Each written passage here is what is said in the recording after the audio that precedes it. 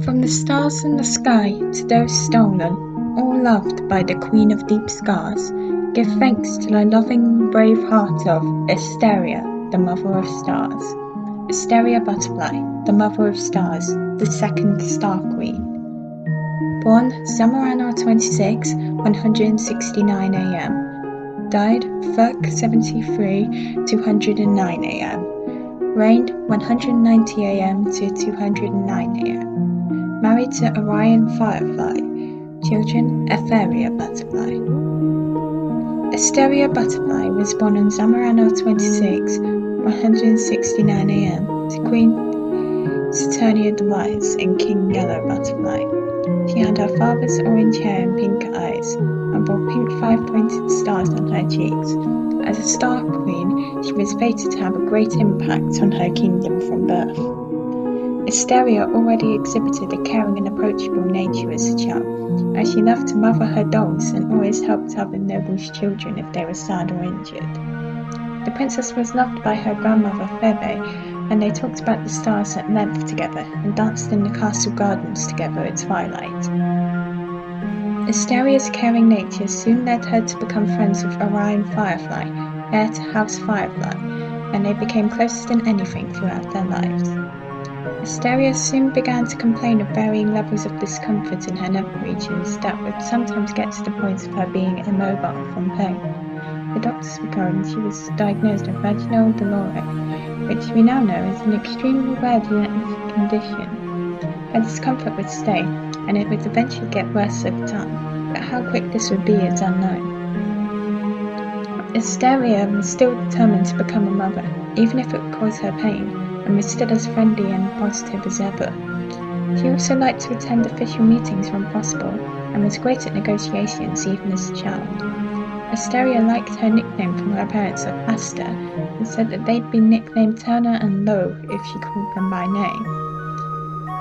When Asteria inherited Rom, she became adept at emotional magic, and used her calming wave sphere to help her mother's paranoia, and used her numbing wave sphere to help with her pains. Asteria liked wearing her dresses, but felt uncomfortable when boys would leer at her because they were quite low cut. King Yellow soon put a stop to this, however. Asteria also regularly read to and tutored children at the library, something she later learned her mother also did as a girl. The princess soon started to develop a crush on Orion and confessed to him at twilight in the royal gardens. Orion happily accepted her feelings, and they began a relationship.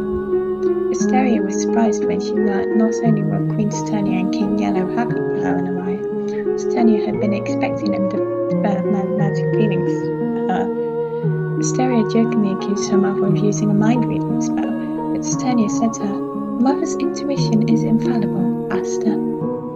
Asteria was happy to let Phoebe help her decorate for her Lonely Star Ball. She put up the colours gold and lilac along with traditional decorations, and on the day of the ball, she put up fresh purple flowers all around the room. Asteria danced with Orion at the ball, just like everyone had expected.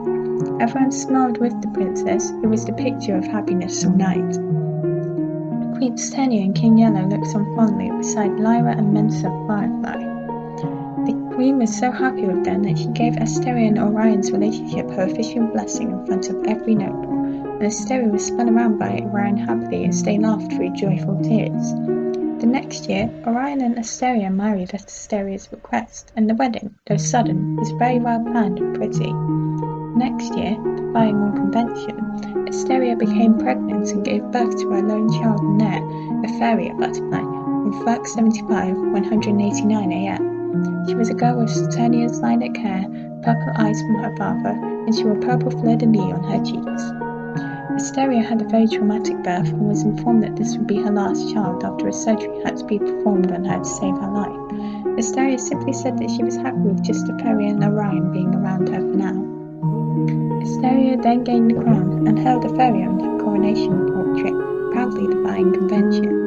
The queen began complaining of abnormal pain and discomfort once more once her daughter reached round 3, and it was found that her condition was worsening. Asteria secretly told me that she knew her fate was sealed then, but at least hoped that she could live until Etheria's Lonely Star Ball. Asteria was pleased with the way that Etheria conducted herself as a perfect mix of male and female natures.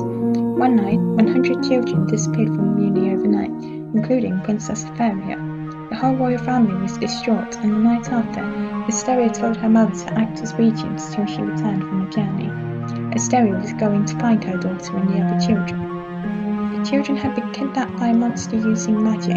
Asteria freed the children from his spell and slayed him with Cosmica's magic, and then led the children on a perilous quest over a channel and through the forest of certain depth to a remote observatory where she nursed them. The queen returned home with 86 children and was hailed as a hero. Etheria was greeted with happy tears from all of her family, and Saturnia refused to leave Etheria's side for a week. Asteria caused the first instance of people worshipping a living queen after that, and gained the holiday of Saint Asteria's Day, on the day she returned with the children, Samaran on fire. Etheria came to seek her mother's permission to train with knights, and Asteria granted it, happy that Etheria was following her own destiny. Asteria passed the wand on to her daughter, and Etheria was ecstatic when it transformed into a beam sword.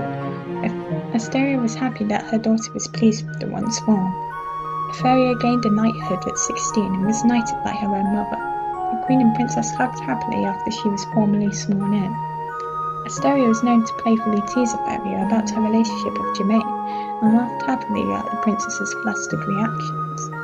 Asteria helped her daughter come up with the plans for the Queen's Guard and a potential royal code of sorts. Asteria then presented the final Aureoles sign classifications that are still used today. In order they are pig-goat, silkworm, tadpole, barnacle, demon, hydra, blowhole, lion dragon, ponyhead, pixie, narwhal, dead horse, and boxer, named after constellations that bear the resemblance to their name. The queen herself happened to be a demon. Etheria's only star ball was a modest affair, which was fine by the king and queen, who understood that their daughters disliked parties. The following year, Asteria entered the last stages of her condition and was told that her time would be soon. Asteria knew this already and accepted it easily, focused on making life good for her family when she passed. Asteria was heartbroken silent like her mother when her father passed in 205 AM, and decided to focus even more on her family and securing her daughter's backing in her rule. Asteria set the groundwork for her daughter's reign and spent as much time as possible with them in her last year.